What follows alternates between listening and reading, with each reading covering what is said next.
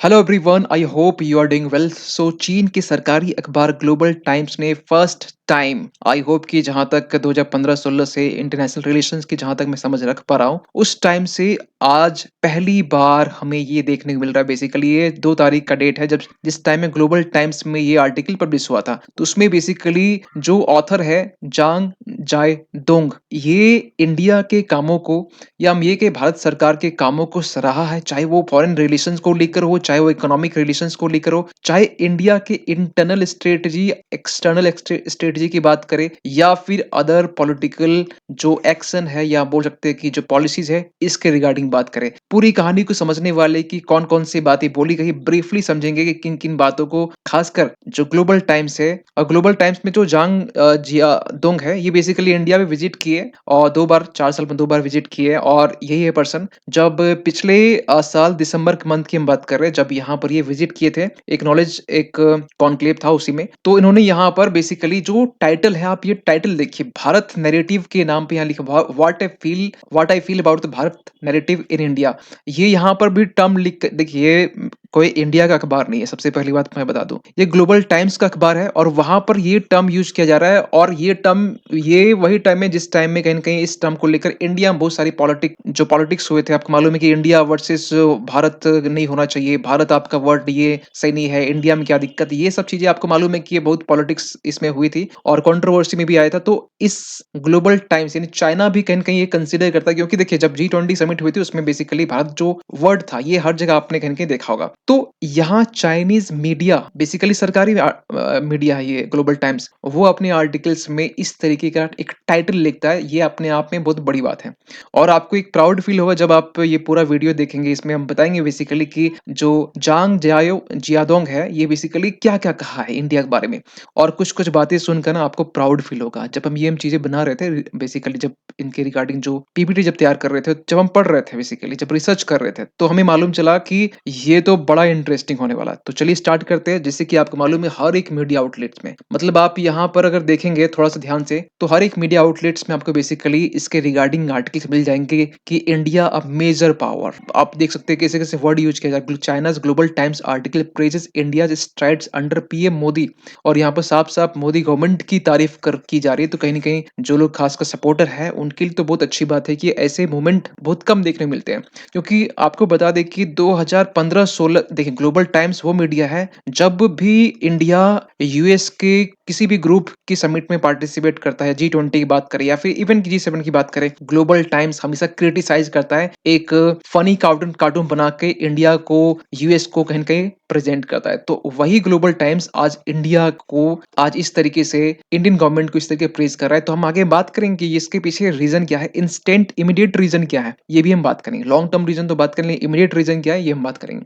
देख सकते हैं वहां पर भी जो basically article publish, India wants to emerge as a world mentor, मतलब इस तरीके के वर्ड यूज किए जा रहे हैं। आप यहाँ भी देख सकते हैं कि China's global times acknowledges India's economic progress, improve international relations under PM Modi leadership. मतलब मल्टीपल्स आपको आर्टिकल मिल जाएंगे इसके रिगार्डिंग कि ग्लोबल टाइम्स ने क्या बेसिकली कहा है, इंडिया इकोनॉमिक और फॉरेन पॉलिसी के बारे में कहा है। तो क्या कहा गया है, अब इसको समझते थोड़ा सा विस्तार से। देखिए इंडिया के डोमेस्टिक और फॉरेन सिचुएशन के बारे में यहाँ क्या कहा जा रहा है कि ये बेसिकली बिल्कुल ये चेंज हो चुका है ट्रेमेंडसली। अगर हम ये बात कर रहे हैं कि लास्ट 4 ईयर की बात करें तो ये ट्रेमेंडसली चेंज हुआ है।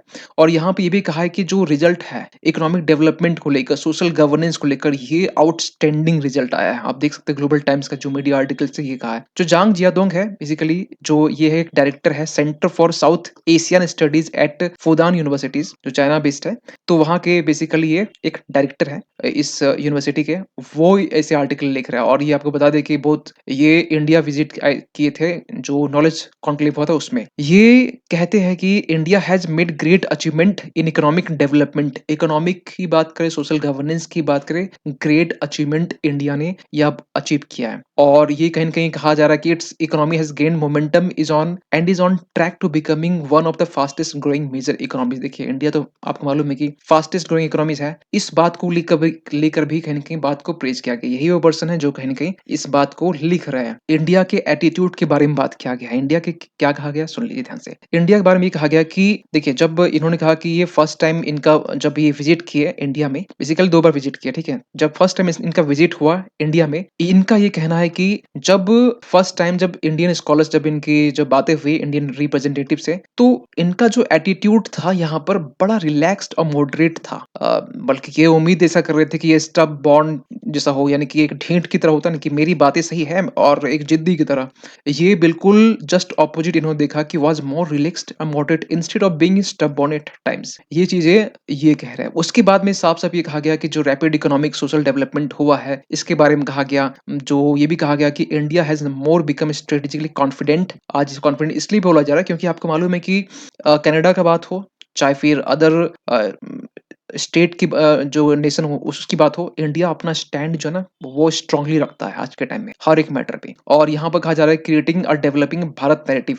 भारत नैरेटिव क्या है? देखिए, भारत नैरेटिव को लेकर ना यहाँ पर बहुत सारे आर्टिकल पब्लिश हुए, लेकिन आपको बताना चाहते हैं यहाँ पर जो जयशंकर है वो कहते हैं भारत नैरेटिव्स के बारे में कि ये जो है ना, ये इसके मल्टीपल सिंबोलिज्म है डिफरेंट डोमेन में। जैसे कि आप इकोनॉमिकली आप भारत नैरेटिव को डिफरेंट तरीके से इसको आप समझ सकते हैं, डेवलपमेंट वाइज इसको अलग तरीके से समझ सकते हैं, पॉलिटिकली वाइज अलग से समझ सकते हैं, कल्चरली वाइज इसको अलग से समझ सकते हैं। तो इनका ये कहना है कि इनके बहुत सारे मल्टीपल सिंबोलिज्म है डिफरेंट डिफरेंट डोमेन में। तो ये कहा गया। इसके बाद में इन्होंने यहाँ पे ये कहा आज यादोंग जो है कि जब ये नॉलेज इंडिया विजिटर प्रोग्राम में आते हैं तो ये बेसिकली ये वो प्रोग्राम था जिस टाइम में 77 स्कॉलर्स इंडिया विजिट करते 35 कंट्री से। दिसंबर पिछले मंथ की हम बात करें, यानी पिछले साल के पिछले मंथ की बात कर रहे हैं, तो उस टाइम यहाँ पर आए थे। और यहाँ पर बेसिकली ये भी देखा गया कि इस प्रोग्राम में external affairs minister S Jaishankar emphasise करते हैं जो भारत नैरेटिव्स है इसके बिल्डिंग को लेकर, स्ट्रॉन्ग बिल्डिंग को लेकर, इसके इंपॉर्टेंस को लेकर ये कहीं की बात करते हैं। तो चाहे वो Bharat narratives in terms of economic हो, डेवलपमेंट हो, पॉलिटिक्स हो, चाहे कल्चर हो, जो कि हम इस आर्टिकल में आपको हम बात कर चुके हैं। अब एक सवाल ना फिर निकल के आता है कि जब ये चीजें आप देख सकते हैं यहाँ पर जो एस जयशंकर है, ICCR global event knowledge India's in New Delhi, और यहाँ पर एस जयशंकर भी अपनी स्पीचेस देते हैं, एड्रेस करते हैं इस समिट को। तो यहाँ पर जो ग्लोबल टाइम्स है इन डिप्लोमेटिक स्फेयर में क्या कहता है, ये बेसिकली कहता है ये कि इंडिया का जो पावर है आज के टाइम में, कहा जा रहा है ग्रेट पावर स्ट्रेटेजी यूज कर रहा है, ठीक है। प्लस यहाँ पे ये भी कहा जा रहा है कि मल्टी अलाइनमेंट स्ट्रेटेजी आज इंडिया अपना रहा है। एक समय था हम लोग कहीं ना कहीं जहां इंडिया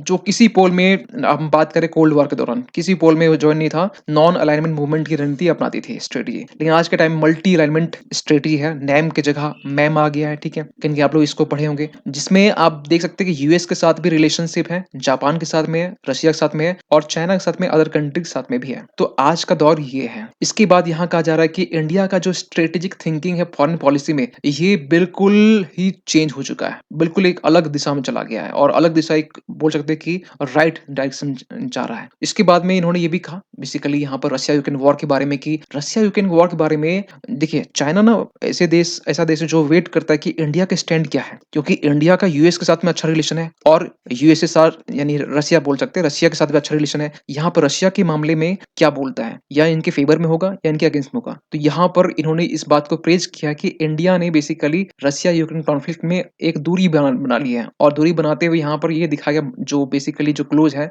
वो डेवलपिंग वर्ल्ड जो है उनके साथ में अपना क्लोज रिलेशन दिखाया है। ये चीजें कहेंगे स्ट्रेटेजिकली इंडिया का जो कुछ कुछ स्टेप जो कदम है ना, वो पूरे वर्ल्ड पर है ना, पूरे वर्ल्ड के हर एक, अगर एक इंटेलेक्चुअल से पूछा जाए तो ये वही एक ही जवाब आएगा कि ग्रेट, बिल्कुल ग्रेट। चाहे इसराइल जो पैलेस्टीन की बात करें, या फिर रशिया यूक्रेन की बात करें, इवन की ऐसे देशों के बारे में बात करें जहां पर इंडिया का रिलेशन ईरान के साथ भी है, इजराइल के साथ में भी है। भाई आपको ईरान मालूम है कि ईरान में जो बेसिकली जो ब्लास्ट हुआ है, इसमें इंडिया ने कहीं ना कहीं चिंता व्यक्त की है।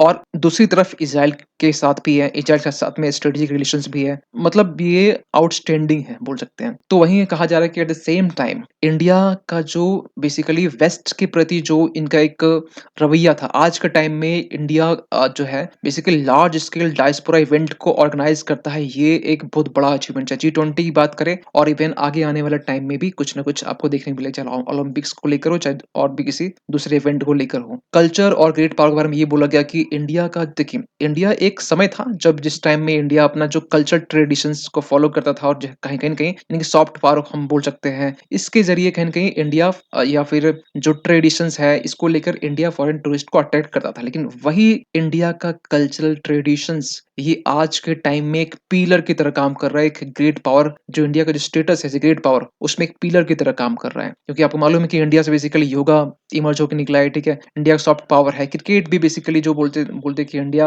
ओरिजिन तो नहीं, लेकिन इंडिया का बेसिकली क्रिकेट को एक बहुत बड़ा गेम की तरह देखता है। तो ये सब चीज़ें ना कहीं न कहीं एक पिलर की तरफ उभर के निकल रहा है। और दूसरी बात यहाँ पर ये है कि इंडिया यहाँ पे ये लाइन ना आप जब पढ़ेंगे ना तो आपको मज़ा आएगा। He said India has always considered itself a world power. मज़ा आ रहा होगा सुनने में। और दूसरी बात यहाँ पे ये है कि लास्ट 10 साल में जब ये देख रहे हैं कि 10 साल ऑलमोस्ट मोदी गवर्नमेंट का होने वाले, इसने इंडिया ने बेसिकली मल्टी बैलेंसिंग से मल्टी अलाइनमेंट की तरफ शिफ्ट किया। मल्टी बैलेंसिंग मतलब एक टाइम था जब बैलेंस करने इंडिया करता था दूसरे कंट्री, यानी रशिया के साथ भी रिलेशन है, यूएसए के साथ भी रिलेशन है, तो वहाँ बैलेंस करना होता था। लेकिन आज के टाइम में मल्टी अलाइन कर रहा है, यानी चाहे ब्रिक्स की बात करें, G20 की बात करें, जहाँ पे देख सकते हैं कि बहुत सारे लीडर्स, ऐसे लीडर जो कि यूएसए के अगेंस्ट में होते हैं, और वहीं पर जो यूएसए है उनके साथ भी रिलेशन अच्छी है। तो ये सब चीजें ना दिखाती कि इंडिया जो आज के टाइम में मल्टी बैलेंसिंग जो हुआ करता था, आज के टाइम मल्टी अलाइनमेंट जो स्ट्रेटेजी वो यूज कर रहा है। और इंडिया आज के टाइम में एक पोल बन के उभर रहा है। ये बहुत बड़ा पॉइंट है, क्योंकि देखिए कोल्ड वॉर के दौरान में 1991 के से पहले आपको मालूम है कि दो ही पोल थे, एक यूएसए का पोल, एक यूएसएसआर का पोल। लेकिन इसके बाद में आपको मालूम है कि यूएसएसआर डिसइंटीग्रेट होता है, फिर यूएसए एक सिंगल पोल बनता है। लेकिन आज का दौर ये है कि आज बहुत सारे पोल हैं। एक चाइना भी एक पोल है, आपको मालूम है कि नहीं? मतलब पोल मतलब पावर सिंग, मतलब आज के टाइम में, उस समय दो पावर थे, आज के टाइम में बहुत सारे पावर निकल के आ गए। मल्टी मतलब बोल सकते मल्टीपोलर वर्ल्ड है, जहां पर इंडिया भी एक अब जो मल्टीपोलर वर्ल्ड में एक पोल बन के उभर रहा है। एक यूएसए तो है ही, रशिया तो एक पोल बेसिकली है ही। तो यहाँ पर इस ये वर्ड यूज करना बहुत बड़ी बात है। मतलब कभी कभी इंडिया अपने आप में यूज नहीं करता इस एक पोल अपने आप में, लेकिन ऐसी ग्लोबल टाइम्स की मीडिया ये वर्ड यूज कर रही है। बहुत बड़ा, एक बहुत बड़ी बात है। इसके बाद में जो एस जयशंकर है, बेसिकली जब हम सर्च कर रहे थे तो आज का एक आर्टिकल बेसिकली मिला हमें, जहां पर एस जयशंकर कहते हैं कि इंडिया जो है ना वो नॉन वेस्ट जरूर है, ठीक है, लेकिन इंडिया एंटी वेस्ट नहीं है। इंडिया आज के टाइम में मल्टी अलाइनमेंट मूवमेंट को अप्रोच करता है, को कहीं कहीं इसको फॉलो करता है, स्ट्रेटेजिक मानता है, जहां पर इंडिया का रिलेशंस यूएसए के साथ में भी है और इंडिया का रिलेशन रशिया के साथ में भी है, अपनी अपनी नेशनल इंटरेस्ट के बेसिस पर। ये एक स्टेटमेंट निकल के आता है एस जयशंकर की तरफ से। अब एक सवाल फिर निकलता है कि जो जियादोंग है वो बेसिकली कहते हैं कि इंडिया इज मेजर पावर है, ठीक है, रैपिडली इंटरनल हो चाहे एक्सटर्नल स्ट्रेटजी वो अपनी चेंज कर रहा है। इंटरनल एक्सटर्नल मतलब कहने मतलब ये, यहाँ पर देखिए इशारा ये भी था एक वर्ड को लेकर, इंटरनल मतलब इंटरनल पॉलिसीज को लेकर, चाहे वो इंडिया की इंटरनल, चाहे लद्दाख लद्दाख का मैटर क्यों ना हो, जम्मू कश्मीर का इशू क्यों ना हो, इसके बारे में भी कहीं ना कहीं इशारा तो वही है, जो लाइन का स्टेटमेंट वही है। वो challenges to both itself and the internal community, जो अपने आप में भी एक चैलेंज एक बन रहा है और इंटरनेशनल कम्युनिटी में भी आपको मालूम है कि किस तरह चैलेंजेस निकल के आ रहे हैं। और यहाँ पे टेपीएस that transformed stronger and more assertive, मतलब ऐसे वर्ड यूज किया जा रहा है कि India transformed stronger more assertive एक कंट्री, एक नेशन बन के उभर रहा है, जिसमें India has become a new geopolitical factor that many countries need to consider, the author said. ऐसे ऐसे वर्ड यूज किए जा रहे हैं। लेकिन एक सवाल निकलता है कि इन सब के बीच में इंडिया जो यहाँ पर बेसिकली जो कंट्री है आज के टाइम में, इंडिया के बारे में, मतलब वो देश एक तो मतलब यूरोपियन कंट्री तो भर भर की तारीफ करते हैं, ठीक है, मतलब फास्टेस्ट ग्रोइंग इकोनॉमी है, जीडीपी अच्छी है, वेस्टर्न कंट्री भी आज के टाइम में मतलब तारीफ करती है। लेकिन एक सवाल निकलता है कि चाइना का सरकारी अखबार ग्लोबल टाइम्स क्यों इस टाइम में फिलहाल इंडिया के रिगार्डिंग आर्टिकल्स पब्लिश किए भारत नैरेटिव के नाम पे? इसके पीछे एक इमीडिएट रीजन ये है कि इंडिया का जो अभी दौरा रहा, खासकर जयशंकर का ये रशिया को लेकर, इसमें इंडिया का ना एक अलग इमेज मतलब दिखा रहा है। और इसके बाद में एस जयशंकर का जो बुक है भारत मैटर्स को लेकर, इसमें भी बहुत सारी ऐसे पॉइंट कहीं न कहीं देखिए वो लोग तो फॉलो करेंगे। वैसे मिनिस्टर का जो एस जयशंकर, जिनको लोग ना मोदी के बाद में अगर अगर सेकंड में किसी को फॉलो करते होंगे इंडिया में तो एस जयशंकर है। तो इनके हर एक पॉइंट को देखते होंगे कि इंडिया बेसिकली, आपको मालूम है एस जयशंकर की जो बुक है भारत मैटर्स, उसमें बेसिकली ये एक कहा जा रहा है कि जो फ्रांस है वो एक लक्ष्मण की तरह है, मतलब लक्ष्मण रेखा नहीं, लक्ष्मण जो रामायण में राम लक्ष्मण जो ब्रदर है उसके जैसा है, छोटे भाई की तरह है, जिस तरह का जैसे कि वो हमेशा भारत के साथ रहता है, हर एक मौके पर, हर एक सिचुएशंस में इंडिया के साथ रहता है। तो इस टाइम में जहां इंडिया की बात फ्रांस भी करता है, इंडिया जो है बेसिकली रशिया के साथ भी अच्छा एंगेजमेंट रखा हुआ है, ये बैलेंस करना ना बहुत मुश्किल है। चाइना ना मतलब ऐसा इस तरह की बैलेंस करना, ये मेरे ख्याल चाइना के हित में है नहीं। चाइना के पास में एक ही पावर है, क्या? Economic power. वो किसी को डेट यानी कि कर्ज देता है और डेट अरब डिप्लोमेसी में फँसाता है। तो ये रहा इनके बारे में। आपका क्या मानना है इस तारीफ़ के बारे में जो इंडिया को कहीं न कहीं मिली है, ख़ासकर ये 10 साल के सक्सेस को लेकर? कीजिए कमेंट, मिलते हैं किसी अगली वीडियो में, तब तक के लिए थैंक यू सो मच।